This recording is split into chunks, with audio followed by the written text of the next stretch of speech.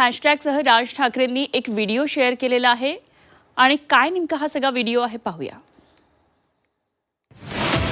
आपुली मायभूमी ही ऋण तिचे फेडूया, माय मराठीच्या प्रेमासाठी कष्ट सारे झेलूया.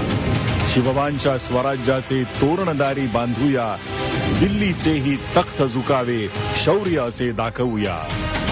कष्टकरी अन शेतकऱ्यांच्या उपकारांना जागूया, चाकरमानी अन उद्योगी साऱ्यांना सोबत घेऊया. भावी पिढीच्या उज्ज्वल वाटा निश्चयाने घडवूया, नव्या पिढीचा नव्या युगाचा पुढचा महाराष्ट्र घडवूया.